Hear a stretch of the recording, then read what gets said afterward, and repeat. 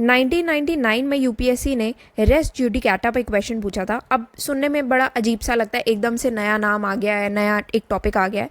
1999 में क्वेश्चन आया था article 32 right to constitutional remedies के ऊपर and application of principle of res judicata. अब अगर आपने प्रीवियस ईयर क्वेश्चंस किए हों तो आप ये पर्टिकुलर क्वेश्चन, अगर मान लो ये वर्ड दोबारा आ जाता है तो ये आप सॉल्व कर सकते हो। तो प्रीवियस ईयर क्वेश्चंस का वो रोल रहता है। जैसे कि 2013 में फिर दोबारा से क्वेश्चन आया था आर्टिकल 32 के ऊपर, सिग्निफिकेंस पूछा गया था।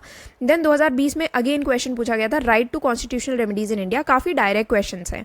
तो अभी रेस जुडिकाटा क्या होता है और ये पर्टिकुलर क्वेश्चन क्या है, इसके लिए प्रीवियस ईयर क्वेश्चन अगर आप डिटेल में कर ले जाते हो और 99 का क्वेश्चन है तो अगर 5 या 10 साल के करोगे तो नहीं हो पाएगा। इसीलिए आपको, आप जहाँ से भी प्रिपेयर कर रहे हो, आपको चेक करना है कि आपके नोट्स में प्रीवियस ईयर क्वेश्चन सॉल्व हो रहे हैं या नहीं हो रहे। नहीं हो रहे तो कोई फ़ायदा नहीं है उन नोट्स का, फेंक सकते हो आप।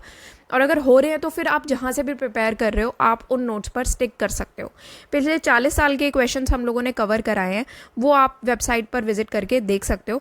बट 40 साल के क्वेश्चंस करने ज़रूरी है। 5-10 साल के स्कूल कॉलेजेस में होता था, बट अभी यूपीएससी के लिए आपको थोड़ा सा बड़ा एस्पेक्ट देखना पड़ेगा। तो यहाँ पर मैं आपको थोड़ा सा पहले ओवरव्यू दे देती हूँ। Right to constitutional remedies article 32 के अंडर लिखा हुआ है। यहाँ पर इस पर्टिकुलर राइट के अंडर अगर आपको लगता है कि आपका फंडामेंटल राइट्स का वायलेशन हुआ है तो आप डायरेक्टली सुप्रीम कोर्ट को अप्रोच कर सकते हो। ये पावर इस पर्टिकुलर आर्टिकल के अंडर सिटीजन्स को दी जाती है, ठीक है। तो आर्टिकल 32 एक तरीके से बाकी के जितने भी फंडामेंटल राइट्स हमने पढ़े या फिर समझे हैं, जितने भी फंडामेंटल राइट्स होते हैं उनको प्रोटेक्ट करता है, ठीक है, और उनको गारंटी करता है एक तरीके से कि आपके फंडामेंटल राइट्स तो दे दिए हैं, पर अगर आपके फंडामेंटल राइट्स इन्फ्रिंज हो जाते हैं तो आपको क्या करना है, वो पर्टिकुलर चीज़ आर्टिकल 32 में दी जाती है। अब यहाँ पर ये सारी चीज़ें आ जाती हैं कि अगर आप फंडामेंटल राइट्स का वायलेशन हो जाता है तो आप जा सकते हो सुप्रीम कोर्ट। रिट ज्यूरिसडिक्शन का आप यूज़ कर सकते हो। रिट्स अलग अलग टाइप के होते हैं ना, हेबीज कॉर्पस आपने पढ़े होंगे, मैंडामस, प्रोहिबिशन को, वारंटो एंड सर्टेरारी। तो यहाँ पर ये सारे जो रिट्स हैं ये आपने ऑलरेडी पॉलिटी में भी पढ़े होंगे। एक बात पक्की है कि अगर आप पीएसआईआर पूरा कवर कर जाते हो अच्छे से, अगर आपका ऑप्शनल पीएसआईआर है तो आपका जीएस2 मेंस का आईआर वाला पार्ट और पॉलिटी वाला पार्ट बहुत ही अच्छे से कवर हो जाएगा, क्योंकि ऑब्वियसली पीएसआईआर एक बड़ा वर्जन है मेंस, जीएस2 मेंस में जितने टॉपिक्स आते हैं उनका। और लक्ष्मीकांत तो आपको करनी पड़ेगी क्योंकि ये वाला पर्टिकुलर टॉपिक तो सारा ही कवर होता है। अब क्या होता है आर्टिकल 32 में, अभी मान लो कोई सरकार आती है और आपको सीधा आपके घर से उठवा लेती है बिना किसी रीज़न दिए और बिना किसी बात पे, और आपको जेल में बंद कर देती है, तो अभी कुछ भी नहीं कर सकते आप। तो आर्बिट्रेरी एग्जीक्यूटिव लेजिस्लेशन एक्शंस हो गए हैं तो उसके अगेंस्ट भी आर्टिकल 32 आपको सेफ्टी प्रोवाइड करेगा। अब यहाँ पर ये जो शब्द दिया है रेस जुडिकाटा, इसका क्या मतलब होता है? इसका मतलब होता है अ मैटर ऑलरेडी जज्ड। मतलब कि एक ऐसा मैटर आया, मान लो, जिस पे अभी मान लो आपकी और एक और बंदे की आपस में किसी लैंड डील को लेकर के लड़ाई हो गई, ठीक है, कि ये ज़मीन मेरी है, वो कहता है ये ज़मीन मेरी है, तूने धोखे से पेपर बनाया, तूने धोखे से बनाया, ठीक है। दोनों की आपस में लड़ाई हो गई, दोनों चले गए सुप्रीम कोर्ट। अब वहाँ पर आप कोर्ट में जाके कहते हो जी हमारा तो ये अधिकार है और हमारा अधिकार तो यहाँ पर वायलेट हुआ है, तो आप ये सज़ा दो इस बंदे को। तो दोनों का मैटर होता है। अब सुप्रीम कोर्ट अपना डिसीजन दे देती है कि पार्टी ए विनर थी, ए पार्टी जो है उसी की ओरिजिनली लैंड थी, बाद में ये बंदे ने, पार्टी बी ने धोखे से पेपर बनाए थे, तो इसको लैंड नहीं मिलेगी, ठीक है। अब डिसीजन हो गया फाइनल, ठीक है। अब आप गए किस लिए थे कि आपका फंडामेंटल राइट इन्फ्रिंज हो गया था। अब आप क्या करोगे, आप कहोगे पर पार्टी भी कही पर मेरा तो फंडामेंटल राइट दोबारा से इन्फ्रिंज हो रहा है ना, इसलिए मैं दोबारा से कोर्ट जाऊंगा, दोबारा से डिसीजन लूंगा। अब ये कब तक चलता रहेगा? अब आप बार बार तो नहीं जा सकते ना कोर्ट के पास, ये तो टाइम भी वेस्ट करना हो गया, रिसोर्सेज भी आप वेस्ट कर रहे हो, और जुडिशरी डिसीजन दे चुकी है। आप क्या कर रहे हो, बार बार जाके जुडिशरी का डिसीजन चेंज कराने की कोशिश कर रहे हो, है ना, यही कर रहे हो ना। तो उस केस में क्या होगा, यहाँ पर आएगा रेस जुडिकाटा। रेस जुडिकाटा एक ऐसा प्रिंसिपल होता है जो एक लीगल प्रोसीडिंग को फाइनल बना देता है कि एक डिसीजन अगर दे दिया गया है एक पर्टिकुलर मैटर पर, तो वो सेम पार्टीज वही सेम मैटर को लेकर के दोबारा से सुप्रीम कोर्ट के पास नहीं जा सकती। ये होता है रेस जुडिकाटा। ठीक है, तो यहाँ पर आप अलग अलग एग्जाम्पल से एक्सप्लेन कर सकते हो इसको, कुछ भी इस तरीके से आप एक्सप्लेन कर सकते हो कि ऐसे लैंड एक्विजिशन मैटर्स हो गए जिनको लिटिगेट कर दिया गया है। ये आप एग्जांपल दे देना कि सुप्रीम कोर्ट के अगर एक फाइनल जजमेंट दे देता है तो फिर रेस जुडिकाटा का प्रिंसिपल जो है वो इन्वोक कर लिया जाएगा उसमें, यही सबसीक्वेंट रिलेटेड डिस्प्यूट्स में। ठीक है, तो अब ऐसे इलेक्शन डिस्प्यूट्स में भी आप ये चीज़ कर सकते हो। ऐसी सिचुएशंस आती हैं जहाँ पर इलेक्शन रिलेटेड डिस्प्यूट्स हो जाते हैं, अब वहाँ पर डिसीजन भी दे दिया सुप्रीम कोर्ट ने, सारी चीज़ें फाइनल हो गई हैं, तो यहाँ पर अब उसके बाद क्या होता है, रेस जुडिकाटा का प्रिंसिपल लग जाएगा इलेक्टोरल चैलेंजेस उसके बाद जितने भी आएंगे, क्योंकि सिमिलर ग्राउंड्स पर जो पहले एड्रेस हो चुका है फिर दोबारा से आप क्यों आ रहे हो यहाँ पर। ठीक है, तो यहाँ पर वही सेम चीज़ बोली गई है। अब थोड़ा सा डिटेल में इस चीज़ को समझ लेते हैं। आर्टिकल 32 ऑफ द कॉन्स्टिट्यूशन, ये चीज़ हमने समझ ली है कि सुप्रीम कोर्ट एनफोर्स कर सकता है आपके फंडामेंटल राइट्स को, तो आपको एक तरीके से प्रोटेक्ट करता है, protector guarantor of all fundamental rights है ये।